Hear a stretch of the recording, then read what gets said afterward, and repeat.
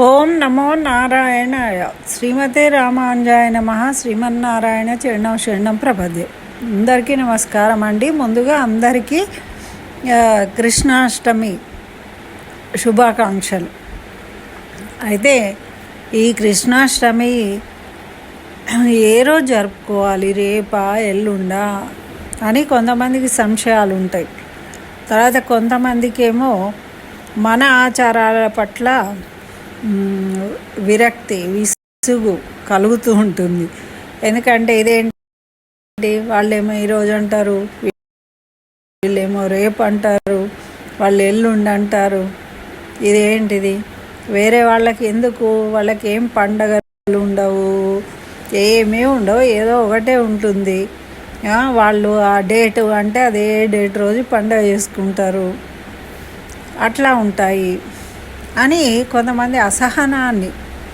కానీ మనం తెలుసుకోవాల్సింది ఒకటి ఉన్నది, మనది చాలా పెద్దది, ముందు నుంచి సనాతనమైనది. మనకు ఎన్నో సాంప్రదాయాలు ఉన్నాయి, ప్రతి నెల ఎన్నో చేసుకుంటూ ఉంటాము. మన శాస్త్రాలు చాలా విస్తృత పరిధిలో ఉన్నాయి. మనము ఇంత సనాతనమైనది, మన భగవంతుడు కూడా ఎన్నో అవతారాలు ఎత్తడం, వాటికి సంబంధించి అందరూ భక్తులే, అందరూ చదువుకోవడానికి వెళ్తూ ఉంటారు. కానీ చదువుకునే పద్ధతులు ఒక్కొక్కళ్ళకు ఒక్కో రకంగా ఉంటుంది. అందరూ సంపాదిస్తారు, కోటి విద్యలు కూటి కొరకే, కానీ సంపాదించుకునే పద్ధతులు వేరు రకాలుగా ఉంటాయి. కాబట్టి ఏం చేసినా కూడా మనది అంతిమ లక్ష్యం ఏంటి, మనం భక్తి కలిగి ఉండడము, మన ధర్మాన్ని రక్షించడము, మన ఆచారాలు సాంప్రదాయాలను మనం ఆచరిస్తూ మన ముందు తరాలకు తెలియజెప్పడం అనేది ఇంపార్టెంట్. అయితేనే మన ధర్మం నిలబడుతుంది. ఇప్పుడు ఈ మధ్యకాలంలో చదువుల పేరుతోని కొంతమంది ఇప్పుడు ఉద్యోగాలు చేస్తూ వాళ్ళ పిల్లలకి ఏమీ నేర్పుకోలేకపోయిన వాళ్ళ వల్ల ఏమవుతుంది అంటే ఈ గ్యాప్ అనేది వచ్చేసింది. పిల్లలకి ఏమీ తెలియకుండా అయిపోయిందనమాట. అంటే తల్లులకే తెలియదు కాబట్టి ఇంకా పిల్లలకి ఏం తెలుస్తుంది, ఏమీ తెలియదు. కాబట్టి ఇప్పుడు మళ్ళీ మన ధర్మం పట్ల, మన సాంప్రదాయాల పట్ల అందరికీ అవగాహన కలుగుతుంది. చక్కగా ఈ సోషల్ మీడియా, యూట్యూబ్ ఛానల్స్ వల్ల అందరు నేర్చుకుంటున్నారు, తెలుసుకుంటున్నారు, చేస్తూ ఉన్నారు. కాబట్టి చాలా సంతోషించదగ్గ విషయం. నాకు కూడా ఇదొక మంచి అవకాశం లభించింది, మా ఎక్స్పీరియన్సెస్ మీతోని పంచుకోవడానికి, అనుభవాలు, మాకు తెలిసిన విషయాలను మీకు తెలియజేయడం కోసము. కాబట్టి మనము యూట్యూబ్ కూడా థ్యాంక్స్ చెప్పుకోవాలి ఈ విషయానికి. లేకపోతే మనము అందరికీ అందించలేము కదా. మనకు ఎన్ని తెలిసి ఉన్నా, చెప్పాలని ఉన్నా కూడా మనము చెప్పలేకపోయేదాన్ని. ఈ విధంగా నేను చెప్పగలుగుతున్నా, మీకు షేర్ చేస్తున్నా. ఎంతో కొంతమంది వింటున్నారు, తెలుసుకుంటున్నారు కొన్ని విషయాలు. కాబట్టి చాలా ఆనందంగా ఉంది. అయితే మనకు ఈ కృష్ణాష్టమి ఏ రోజు చేసుకోవాలి, ఈ తేడాలు అనేది కూడా నేను చెప్పదలుచుకున్నాను. మరి అదేవిధంగా ఎలా జరుపుకోవాలి, ఏ సమయానికి జరుపుకోవాలి, మనం ఇంకా ఆనందంగా ఉండడానికి, తర్వాత మనకు కృష్ణయ్య అనుగ్రహం కలగడానికి ఏ విధంగా చేసుకుంటే ఇంకా బాగుంటుంది అనేది నేను చేసే పద్ధతి, మరియు ఎలా చేయాలి అనేది మీకు వివరంగా ఈ వీడియోలో చెప్పదలుచుకున్నాను. కాబట్టి అందరూ తప్పకుండా చూడండి, చూసి తప్పకుండా లైక్ చేయండి మర్చిపోకుండా. మరి ఇంకా నా ఛానల్ సబ్స్క్రైబ్ చేయకుంటే తప్పకుండా చేయండి. ఎందుకనంటే సబ్స్క్రైబ్ చేసి బెల్ సింబల్ నొక్కారనుకోండి, నేను పెట్టంగానే వీడియో మీకు నోటిఫికేషన్ వస్తుంది, వెంటనే మీరు చూసేయచ్చు. మీకేమన్నా తెలియని విషయాలున్నా తెలుసుకోవచ్చు. ఒకవేళ మీరు అట్లా ఏదైనా మీకు తెలియని విషయాలు కావాలంటే కూడా మీరు కామెంట్ సెక్షన్లో రాస్తే కనుక నేను తెలుసుకుని మీకు చెప్తాను. ఎందుకంటే ఇప్పుడు నా ఐడియా తర్వాత ఇక్కడ రోజు ప్రత్యేకతలు, ప్రతి మాసంలో వచ్చే ప్రత్యేక విషయాల గురించి వీడియోలు చేస్తూ ఉన్నాను నేను. మధ్య మధ్యలో ఏవైనా మనకి కొన్ని విషయాలు వచ్చినప్పుడు వాటి గురించి మాట్లాడడం జరుగుతుంది. అదేవిధంగా మీకు తెలుసుకోవాలని కోరిక ఉంటే కూడా ఆ విధంగా మీరు ఏవైనా కామెంట్ సెక్షన్లో పెడితే నేను ఆ విషయాన్ని కూడా మీకు షేర్ చేస్తాను. ఓకే, ఎనీహౌ లైక్ చేయడం మాత్రం మర్చిపోకండి, తప్పకుండా చూడండి. మళ్ళీ ఒకసారి అందరికీ శ్రీకృష్ణ జన్మాష్టమి శుభాకాంక్షలు. ఎందుకు చెప్తున్నానంటే మీరు రేపు చేసుకోండి, ఎల్లుండి చేసుకోండి, ఏ రోజు చేసుకున్నా మనకు 2 రోజులు పండగే. ఏ విధంగానో ఇప్పుడు తెలుసుకుందాం. అయితే మనకి రేపు అష్టమి ఉందండి, కానీ రోహిణి నక్షత్రం రేపు సాయంత్రం పూట వస్తుంది, అంటే చీకటి పడ్డాకనే. అయితే మనకు స్మార్థులు అనేవాళ్ళు ఒక సిద్ధాంతాన్ని ఫాలో అవుతారు వాళ్ళు. అలాగే వైష్ణవ సాంప్రదాయం అనేది ఇంకొకటి, మన జిఆర్ స్వామి వారు వాళ్ళది ఒక సాంప్రదాయం ఉంటుంది. అయితే ఈ స్మార్థులు అనేవాళ్ళు ఎలా నిర్ణయిస్తారు అంటే, తిథి ఉన్న రోజు, అష్టమి తిథి ఉన్న రోజు వాళ్ళు, అది అష్టమి తిథి రాత్రి ఉన్నప్పుడు, ఎందుకంటే కృష్ణుడు రాత్రి పుట్టాడు కాబట్టి రాత్రి పూటనే అష్టమి ఉన్న రోజు చేస్తారు. అయితే ఈ వైష్ణవ సాంప్రదాయం ప్రకారం ఏంటి అంటే నక్షత్రానికి ప్రాముఖ్యత.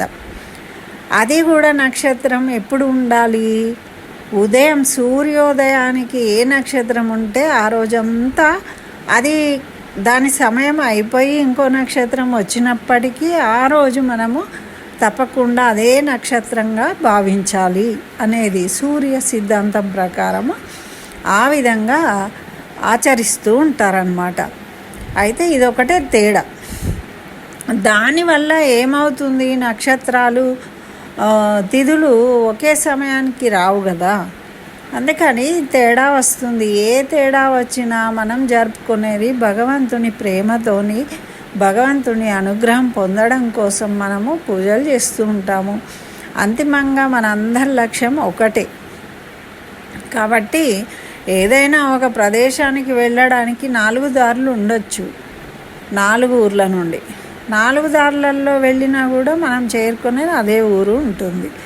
ఆ విధంగా మనము ఆలోచించుకొని మన వంశ ప్రకారము మన పెద్దలు స్మార్తులు సిద్ధాంతాన్ని అవలంబిస్తారా, లేదు వైష్ణవ సాంప్రదాయాన్ని మీరు ఫాలో అవుతున్నారా, లేదు ఇప్పుడు వాళ్ళు ఎవరు లేరండి మాకు తెలియదు, అట్లాంటప్పుడు మీ దగ్గరలో ఉన్న దేవాలయాల్లో ఎప్పుడు జరిపితే అప్పుడు మీరు చేసుకోవచ్చు. అయితే మరి కొంతమంది ఇంట్లో చేసుకునే అవకాశాలు ఉంటాయి, చేసే పద్ధతి ఉంటుంది, చేస్తారు, చేయరు. మరి చేయాలా వద్దా, అదొక ప్రశ్న. కాబట్టి ఇట్లాంటి ఆలోచనలు ఉన్నవాళ్ళు చక్కగా మీ ఇంటి దగ్గర ఏదైనా దేవాలయం ఉంటే ఆ దేవాలయంలో కనుక జరిగినట్టయితే మీరు పోయి అక్కడ అటెండ్ కావచ్చు, చక్కగా ఆ సేవా కైంకర్యంలో పాల్గొనవచ్చు. అక్కడ జరిగే కార్యక్రమాల్లో మనం కూడా పార్టిసిపేట్ అయినా కూడా మనము ఆచరించినట్టే అవుతుంది. కాబట్టి ఆ విధంగా చేయవచ్చు. లేదండి మా దగ్గర దేవాలయాలు లేవు, ఏవీ లేవు అంటే చక్కగా కృష్ణుడి ఫోటో ఉంటుంది, ఆ ఫోటో పెట్టుకొని అందరూ చక్కగా పూలతోని పూజించుకొని కృష్ణాష్టకం చదువుకోండి, మంచిగా వెన్న ఆరగింపు చేయండి, వచ్చిన స్తోత్రాలు చదువుకోండి, కృష్ణుడి పాటలు వినండి, కృష్ణ నామాన్ని స్మరించండి, సరిపోతుంది. కృష్ణ అంటేనే ఆనందము, అందరూ ఆనందంగా ఉండాలి. మన కృష్ణయ్య విష్ణుమూర్తి ఎప్పుడు కూడా ఆనందంగా ఉండేవాళ్ళంటే ఇష్టం. ఎప్పుడు దుఃఖపడకండి మీరు దేనికోసము. మీకేమైనా దుఃఖం ఉంటే మీరు నన్ను శరణాగతి చేయండి, నేను అవన్నీ తొలగిస్తాను, నన్ను నమ్మండి అని చెప్తాడు భగవంతుడు. కాబట్టి మనము ఆనందంగా ఉంటే మనకు తొందరగా కృష్ణయ్య అనుగ్రహం కలుగుతుంది. ఎందుకంటే ఆనందంగా ఉండేవాళ్ళు అంటే ఇష్టం, దుఃఖపడే వాళ్ళు అంటే కష్టం. అయ్యో నా మాట తల్లికి చూడండి, పిల్లలు ఇబ్బంది పడుతుంటే ఎంత కష్టపడుతుంది, అమ్మ నీకేం తెలుసు మా కష్టాలు అంటూ ఉంటారు. అయినా ఆరాట పడుతుంది, ఏదో సహాయం చేయాలి, వాళ్ళ కష్టాన్ని తీర్చాలి తనకు తెలిసినంత వరకు అని ప్రయత్నిస్తూ ఉంటుంది కదా. ఆ విధంగా భగవంతుడు మనను సహాయం చేయగలవాడు. మనకిప్పుడు ఇక్కడ కనిపించే మాతృమూర్తి తల్లి చేయలేకపోవచ్చు అన్ని పనులు, కానీ భగవంతుడు ఏదైనా ఇవ్వగల సమర్థుడు, సర్వసమర్థుడు, సర్వేశ్వరుడు. కాబట్టి మనం నిర్మోహమాటంగా చక్కగా మనకు ఏవేవి కావాలో అన్ని కోరికలను సంకల్పంలో చెప్పేసుకొని చక్కగా మాట్లాడండి కృష్ణయ్యతోని. మీకేమేం కావాలని కోరుకుంటున్నారో మంచిగా మీ చిన్నారులు ఉంటే వాళ్ళ కృష్ణుడిలాగా వేషం వేయండి, చక్కగా ఇంట్లో ఎంజాయ్ చేయండి. ఎంజాయ్ చేస్తూ నామస్మరణ చేయండి, ఆ కృష్ణయ్య అనుగ్రహాన్ని పొందండి. ఇంకా చేసుకునే వాళ్ళు ఉంటారు, ఇది వాళ్ళు చేసుకునే అలవాటు లేని వాళ్ళు. మరి చేసుకోవాలి అని అంటే ఏం చేయాలండి? కృష్ణాష్టమి రోజు ఉదయము ఉపవాసం ఉండాలి. మామూలుగా అయితే ఎవరైనా పూజ చేసుకోవాలనుకున్న వాళ్ళు ఇంటిల్లిపాది ఉండక్కర్లేదు, ఎవరో ఒకళ్ళు ఇంట్లో పెద్దవాళ్ళు ఉంటారండి. ఇష్టం ఉన్న వాళ్ళు కూడా ఉండవచ్చు, లేకుంటే ఏదో ఒక టిఫిన్ తిని ఉండవచ్చు.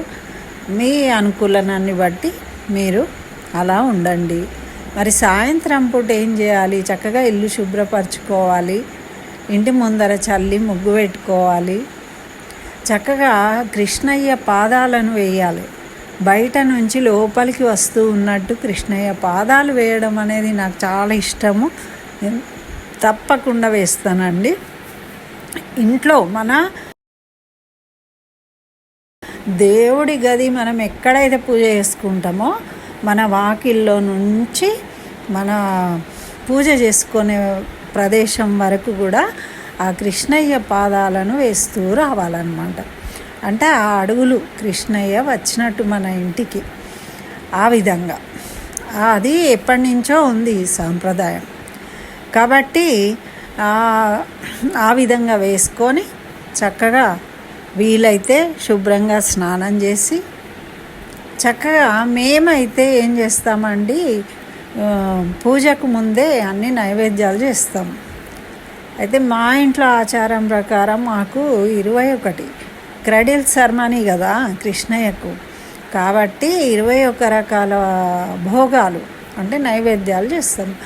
అయితే 5 రకాల పులిహోర, దజ్జోజనము, పాయసము, దోశ, వడ, కరియలు,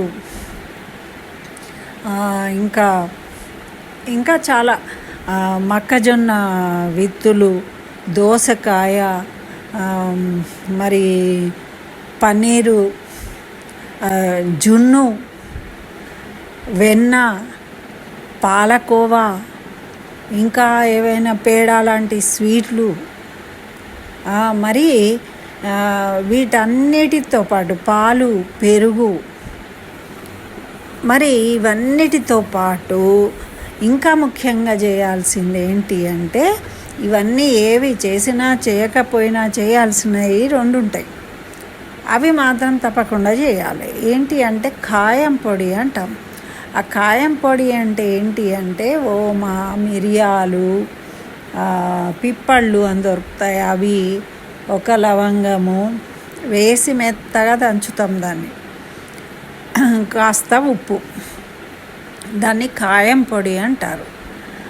అయితే ఇది బాలంత కాబట్టి, చిన్న పిల్లవాడు కాబట్టి ఇవన్నీ తింటే దగ్గు లేవకుండా అని బాలెంతలకు ఇచ్చేదన్నమాట. మామూలుగా బాలెంతలైనప్పుడు కూడా ఫస్ట్ 21 రోజు వరకు ఈ పొడిని ఇస్తారు మా ఇళ్ళల్లో, అలవాటు. ఒక ముద్ద ఫస్ట్ నెయ్యి వేసుకొని అది తిన్న తర్వాతనే వేరేవి తినాలి అని చెప్తారు. అయితే అలాంటి కాయం పొడి తయారు చేస్తాం. తర్వాత ఇంకొకటి శొంఠి చక్కెర.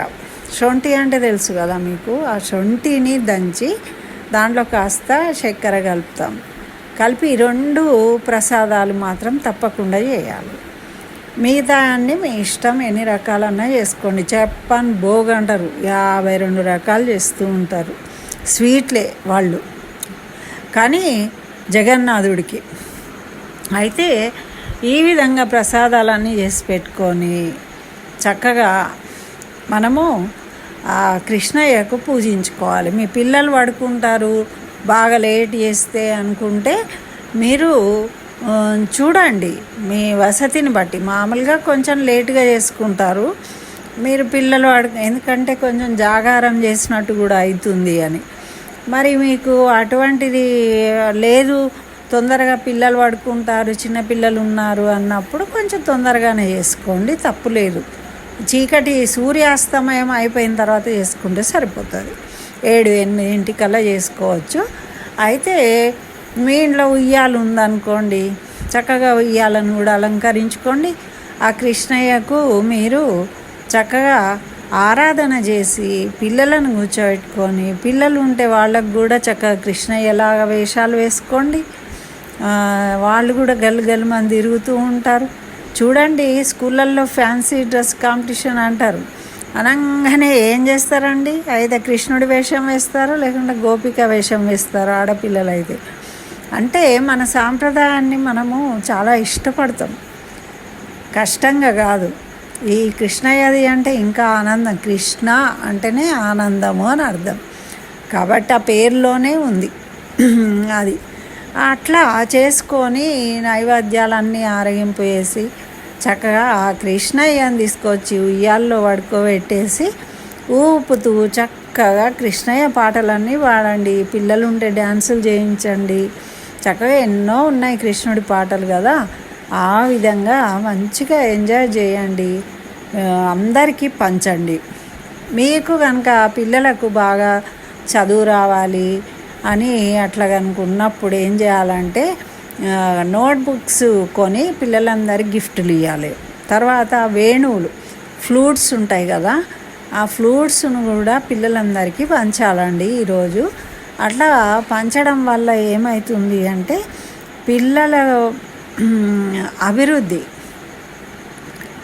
పిల్లలు ఎంతమంది మనం పంచితే వాళ్ళందరూ ఆనందపడుతూ ఉంటారు కదా, ఆనందం అనేది మన అభివృద్ధికి చిహ్నం. అట్లా అందుకని చెప్పేసి ఈరోజు అట్లా చేస్తూ ఉంటారు. చిన్నపిల్లలకు వాళ్ళకి ఇష్టమైనవి ఆట వస్తువులు కానీ అవి ఇస్తూ ఉంటారు. ఇంకా పుత్ర సంతానం కావాలి అని కోరుకునే వాళ్ళు తప్పకుండా ఈ ఫ్లూట్ ఉంటుంది కదా, అవి తీసుకొచ్చి అందరికీ పంచాలి. పంచడం వల్ల అంటే మీ కోరికలను బట్టి మీరు ఏది చేయాలనేది. మరి ఇంకా విశేషమాట మనకి ఈ పండితులు చెప్తూ ఉన్నారు, సోమవారం నాడు కృష్ణాష్టమి రావడము ఒక విశేషమాట. కాబట్టి ఆ రకంగా కూడా మనకు కలిసి వచ్చింది. అయితే మీరు రేపు చేసుకున్నా నష్టం లేదు, ఎల్లుండి చేసుకున్నా కూడా కష్టం లేదు. మరి కష్టము నష్టము అన్నీ తొలగడానికే అష్టమి రోజు కృష్ణుడు పుట్టాడు. అష్టమి తిది, అష్టమి నవమి అంటే అందరు తిడుతూ ఉంటారు మమ్మల్ని అని బ్రహ్మ దగ్గరికి వెళ్ళాయట. అష్టమి తిది నవమి తిది అంటే ఎవరు అష్టమి నవమి ఉన్నదండి పనులు చేయొద్దు అని అంటారు అని బాధపడ్డాయట. అవి బాధపడితే అయ్యో మనం అని బ్రహ్మదేవుడు ఏం చేసిండంటే వాళ్ళిద్దరిని తీసుకొని వైకుంఠానికి వెళ్ళిండట. వైకుంఠ వాసుడిని అడగాలి మనము ఈ ప్రశ్న అని. అప్పుడు వైకుంఠవాసుడైన శ్రీ మహావిష్ణువు అయ్యో ఏమమ్మా ఎందుకు బాధపడుతున్నావు అంటే అందరూ అష్టమి అష్టమి అని నన్ను అసహించుకుంటున్నారు, నాకు చాలా బాధగా ఉంది, తిడుతూ ఉన్నారు, అష్టమి అంటే అష్ట కష్టాలు వస్తాయని అని చెప్పింది. బాధపడిందట. బాధపడితే ఆమెను ఓదార్చి మన విష్ణుమూర్తి ఏమన్నాడంటే అయ్యో అమ్మా నువ్వు కొంచెం ఓపిక పట్టు, నేను ద్వాపర యుగంలో నీ అష్టమి రోజే జన్మిస్తాను, అప్పటి నుంచి నా పేరు పక్కన నీ పేరు ఉంటుంది, అందరూ ఆనందిస్తారు నీ పేరును తలుచుకొని. అందుకే కృష్ణాష్టమి అంటున్నాం. అష్టమికి ఆనందం కలిగించిందనమాట ఆ మాట. ఆమెకి ఆనందం కలిగించడం కోసం ఆ తిథికి ప్రాముఖ్యత పెరిగిపోయిందనమాట. ఆ విధంగా అష్టమి అనే రోజు అవతరించాడు. అంటే కృష్ణుడు ఆనందాన్ని ఇచ్చేవాడు, ఆ భగవంతుడు. కాబట్టి ఎవరైనా సరే మా పాద ఇదని శరణాగతి చేస్తే ఆనందాన్ని కల్పిస్తాడు. కాబట్టి మనందరికి కూడా ఆనందాన్ని పంచుతాడు కృష్ణయ్య. చక్కగా పూజించుకోండి, ఆనందంగా గడపండి. చక్కగా వచ్చిన శ్లోకాలు పద్యాలు పిల్లల చేత చదివించండి. ఆ రకంగా వాళ్ళకు కూడా మన పద్ధతులు అలవాటైతాయి. మనకు పుణ్యానికి పుణ్యము, మన సాంప్రదాయాలు మనతోనే కాకుండా మన పిల్లల వరకు కూడా నేర్పించిన వాళ్ళం అవుతాం. అంటే ముందు ముందు భవిష్యత్తులో వాళ్ళ పిల్లలకు వాళ్ళు కూడా నేర్చుకునేటట్టు చేయాల్సిన బాధ్యత మన మీద ఉంది. కాబట్టి మనం ఇవన్నీ ఆచరిస్తూ, అంటే ఇంతకుముందు మరి మా పెద్దవాళ్ళు చెప్పలేదండి మేము ఆచరించలేదు అనకూడదు. ఇప్పుడు తెలుసుకుంటున్నాం, అప్పుడు తెలుసుకోలేదు. ఇప్పుడు తెలుసుకున్నాం కాబట్టి ఇప్పుడు ఆచరించాలి. ఇదేం నోము కాదు, వ్రతం కాదు. ఇప్పుడు చేయకుండా ఇప్పుడు చేస్తే ఏమవుతుంది అనేది కాదు. కాబట్టి అందరూ చేసుకోవచ్చు ఇంట్లో, ఎటువంటి తప్పు లేదు. దీనికేమి పెద్ద ఆంక్షలు లేవు, ఆనందంగా చేసుకోవచ్చు. కాబట్టి అందరూ చేసుకోండి ఆనందంగా. ఆ కృష్ణయ్యను తలుచుకొని ఆ కృష్ణయ్య యొక్క